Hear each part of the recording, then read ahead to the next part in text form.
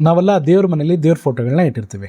ಆದರೆ ಆ ದೇವ್ರ ಫೋಟೋಗಳಲ್ಲಿ ನೀವು ಅಬ್ಸರ್ವ್ ಮಾಡಿದರೆ ಗೊತ್ತಾಗಿರುತ್ತೆ, ಲಕ್ಷ್ಮೀ, ಸರಸ್ವತಿ, ಗಣಪತಿ ಯಾವಾಗಲೂ ಅವರು ಕಮಲ ಅಂದರೆ ಲೋಟಸ್ ಫ್ಲವರ್ ಮೇಲೆ ಕೂರ್ತಾರೆ. ಯಾಕೆ ಅವರು ಬೇರೆ ಹೂವುಗಳು ಅಂದರೆ ಈ ರೋಸ್ ಆಗಿರಲಿ, ಇಲ್ಲ ಜಾಸ್ಮಿನ್ ಆಗಿರಲಿ, ಇಲ್ಲ ದಾಸವಾಳ ಆಗಿರಲಿ, ಇಲ್ಲ ಬೇರೆ ಬೇರೆ ಹೂವುಗಳಲ್ಲಿ ಯಾಕೆ ಕೂರಲ್ಲ? ಯಾಕೆ ಕಮಲದ ಮೇಲೆ ಮಾತ್ರ ಕೂರಬೇಕು? ಯಾಕಂತಂದರೆ ಕಮಲ ಕೇವಲ ಹೂವು ಮಾತ್ರ ಅಲ್ಲ, ಅದು ಜೀವನದ ನಿಜವಾದ ರೂಪಕ ಮತ್ತು ಜೀವನದ ನಿಜವಾದ ತತ್ವನ ಪ್ರತಿಬಿಂಬಿಸುತ್ತೆ. ಕಮಲ ಬಂದು ಕೆಸರಲ್ಲಿ ಬೆಳೆಯುವಂಥ ಹೂವು. ಏನೇ ಅದು ಕೆಸರಲ್ಲಿ ಬೆಳೆದ್ರೂ ಕೆಸರಿಗೆ ಅದು ಅಂಟಲ್ಲ, ಅದೇ ಅದರ ಸ್ಪೆಷಾಲಿಟಿ.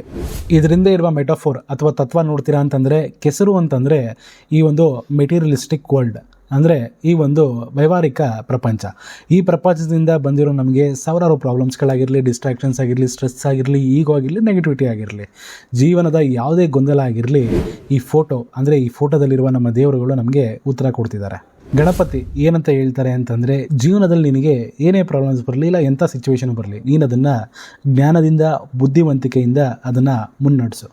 ಲಕ್ಷ್ಮಿ ಏನಂತ ಹೇಳ್ತಾರೆ ಅಂತಂದರೆ, ಜೀವನದಲ್ಲಿ ಹಣನ ಗಳಿಸು, ಆದರೆ ಡಿಟ್ಯಾಚ್ಡ್ ಆಗಿರೋ, ಅದರ ಗುಲಾಮ ಆಗಬೇಡ ಅಂತ. ಸರಸ್ವತಿ ಏನಂತ ಹೇಳ್ತಾರೆ ಅಂತಂದರೆ, ಡಿಸ್ಟರ್ಬ್ ಆಗಿರೋ ಮೈಂಡಿಂದ ಆ ಪರಮ ಸತ್ಯನ ಅರ್ಥ ಮಾಡ್ಕೊಳಕ್ಕಾಗಲ್ಲ. ಯಾವಾಗ ನಿಮ್ಮ mind calm and study composed ಆಗಿರುತ್ತೋ ಆಗ ಮಾತ್ರನೇ ಆ ನಿಜವಾದ ತತ್ವ ಅಂದರೆ ನಿಜವಾದ ಜ್ಞಾನ ಏನಿದೆಯೋ ಅದನ್ನು ಅರ್ಥ ಮಾಡ್ಕೊಳಕ್ಕಾಗೋದು ಅಂತ.